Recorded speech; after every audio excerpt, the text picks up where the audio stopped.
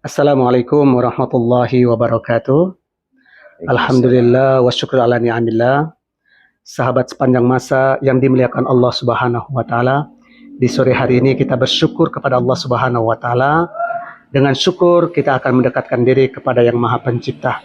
Sore hari ini alhamdulillah berkat daripada doa para guru-guru saya dapat bertemu dengan guru saya yang pertama sekali yang telah mendidik saya sehingga saya menjadi orang yang sukses seperti ini. Yang ada di sebelah kanan saya sapa dulu Al-Ustadz Al-Mukarram. Apa kabar Ustadz? Alhamdulillah, sampai saat ini sehat walafiat. Sehat walafiat Ustadz. Jadi beliau adalah Al-Ustadz Al-Mukarram, Ustadz Mukhlisin Deski, MM Master Management, yang sekarang sebagai pimpinan Daya Darul Amin Aceh Tenggara yang memiliki lebih kurang 700 santri. Alhamdulillah, saya dalam kesempatan dalam rancangan di tausiah sepanjang masa ini, satu rancangan yaitu Jelajah Pesantren. Berketepatan kami dapat berjumpa beliau memang sekarang ini sebagai pimpinan yang ada di Aceh Tenggara. Dalam tema yaitu Ustadz, tema kita hari ini tentang bagaimana Ustadz tip-tip mendidik santri sehingga sukses dunia akhirat Ustadz. Karena Ustadz saya tahu kita alhamdulillah Ustadz lebih kurang hampir 34 tahun saya tak jumpa, hari ini luar biasa saya dijumpakan Allah bersama Ustadz saya. Mudah-mudahan ini keberkahanlah kepada saya dan langsung melalui channel tausiah sepanjang masa ini mudah-mudahan ini semakin membawa keberkahan Ustadz. Silakan Ustadz. Bismillahirrahmanirrahim. Assalamualaikum warahmatullahi ta'ala wabarakatuh. Waalaikumsalam warahmatullahi wabarakatuh. Innal hamdalillah nahmaduhu wa nasta'inuhu wa nastaghfiruhu wa nastahdih. Allahumma salli wa sallim ala sayyidina wa nabiyyina wa habibina wa syafi'ina Muhammad sallallahu alaihi wasallam wa ala alihi wa sahbihi ajma'in wa ba'd. Puji syukur kepada Allah karena telah mempertemukan kami sekian lama sudah tidak jumpa, tidak bersua dengan murid kami yang dulu tahun 90-an kami mengajar di pesantren Darul Hikmah Taman Pendidikan Islam Jalan Pelajar Medan Sumatera Utara, yaitu Muhammad Yusuf Sinaga. Kebetulan inilah berkahnya silaturahmi di hari baik, di bulan baik, masih situasi bulan Syawal. Semoga kita diberikan umur panjang, kesehatan lahir batin, bisa setiap detik napas dan pekerjaan kita bernilai ibadah kepada Allah Subhanahu wa taala. Amin. Alhamdulillah, saya sebenarnya sudah cukup lama berjuang di pondok pesantren. Mulai dulu tahun 1984.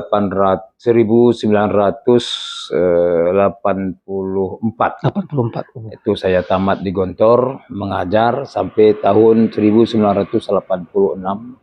Kemudian diteruskan ke Darul Arafah Medan, Desa Lau Bokri, Kecamatan Kutalim Baru, Kabupaten Deli Serdang, dan lanjut ke Darul Hikmah yang saya bilang tadi, dan kemudian termasuk ke pesantren Babu Salam, Desa Teluk Bakung, Tanjung Pura, Kabupaten Langkat. Dan terakhir saya sekarang diberi amanah oleh Pemda Kabupaten Aceh Tenggara untuk membina, mengasuh pesantren perbatasan Darul Amin Kabupaten Aceh Tenggara. Mulai dari tahun 2008 saya diberikan amanah sampai hari ini 2024. Alhamdulillah Allah masih memberikan izin eksis dan istiqomah selalu di pesantren yang sekarang saya pimpin ini. Masya Allah. Kalau cerita tentang pesantren bagaimana trik dan kiat untuk mensukseskan santri kita, semoga bisa menjadi manusia qurratu a'yun dan imam lil muttaqin, itu tentunya banyak konsep yang para ahli khususnya punya pemikiran tersendiri. Tapi bagi kami, mendidik ini adalah sebuah kewajiban. mengajar adalah sebuah kewajiban. Apa Yes, saja profesi kita, mengajar itu mutlak harus kita jalani. yes, Walaupun itu 1 jam atau 1 hari. Karena bagi kami berpandangan, kalau kita tafakuh fiddin, menuntut ilmu, kita harus melakukan inzal qaumahum. Kita masanya menuntut ilmu, tetapi ada mengaplikasikan ilmu yang kita tuntut itu di tengah-tengah masyarakat. Dan ilmu yang dituntut itu ibarat harta. yes. Kalau sudah sampai nisab dan haulnya, dia harus dizakati. Oh. Begitu juga ilmu. Kalau kita tuntut, resikonya harus diamalkan dan diajarkan. Kalau ilmu tanpa diamalkan, ya banyak orang mengatakan diantaranya al-ilmu bil amal kasyajar bila samar. Ya. Untuk apa pohon itu dibesarkan, dikelola, ditumbuh, dirawat, tapi tidak mendatangkan buah. Maka oleh karena itu begitu juga ilmu. Kalaulah seandainya kita mengajar, menuntut sudah payah sampai puluhan tahun, tetapi kita tidak mau mengajarkannya, berbagi kepada orang lain, saya kira ilmu itu tidak dikatakan ilmu yang bermanfaat dan ilmu yang berkah. Yes, Maka oleh karena itu, seorang murid harus kita pahamkan kepadanya, berkahnya ilmu itu bukan hanya syarat dan rukunnya berpandu kepada kepintaran saja. Tetapi lebih lagi dari situ adalah bagaimana loyalitas dan ketaatan kita secara ikhlas kepada guru kita sebagai orang tua rohani kita. Disitulah sebenarnya keberkahan ilmu nanti kalau kita sudah menyelesaikan masa studi kita dengan guru kita. Maka saya sering sampaikan kepada murid, patuhlah kepada guru. Baik, Ustaz. Setelah itu, amalkan ilmu yang didapat. Yes, kita dapat alif, kita amalkan alif, Allah kasih ba.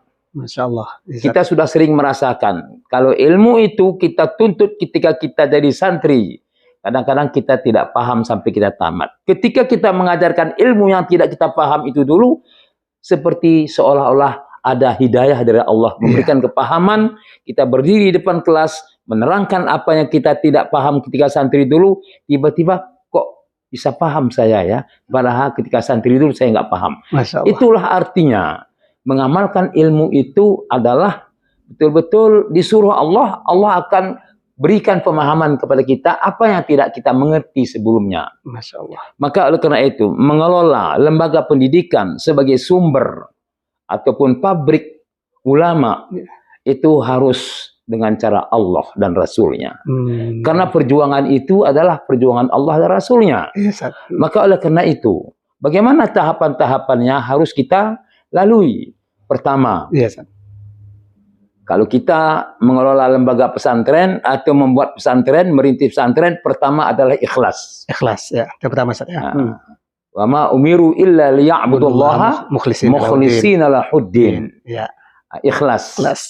Dasar ikhlas adalah luar biasa untuk meningkatkan kawasan murid, manfaat ilmu yang didapatkan oleh murid serta keberkahannya. Masya Allah. Ikhlas. Yes, Kedua, setelah ikhlas, kerja keras. Oh, ya.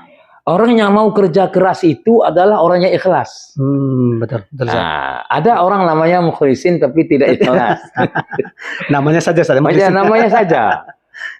Tapi alhamdulillah, ya saya sandang nama itu diberikan oleh orang tua ketika lahir ke dunia dulu. Iya. Ya sampai sekarang tetap ikhlas. Ya inilah Muhammad Yusuf. Ya, alhamdulillah. Jadi yang sukses, ya. Jadi banyak buku karangannya, banyak terjemahannya. Ya, berarti ilmunya adalah didapatkan dulu dari guru yang memberikannya ikhlas. Ya, dari Ustaz Mukhlisin. Sesuai dengan Ustaz Mukhlisin. Alhamdulillah.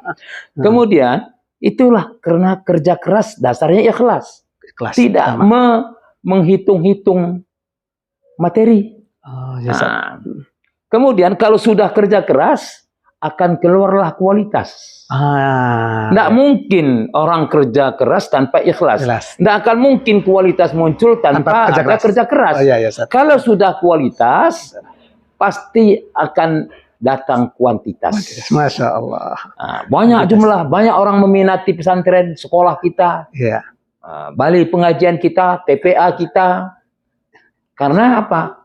Karena berkualitas, punya berkualitas. mutu. Iya. Akhirnya membengkaklah kuantitas. Maka datanglah semua bentuk Kalau sudah abang-abang. kuantitas, Ah, maka itu akan muncul kuantitas, fasilitas. fasilitas, kuantitas dan fasilitas. Banyak yang membantu. Karena Oh, diperlukan asrama, Masya diperlukan kelas, diperlukan ini, perlukan fisik, ini, partnya.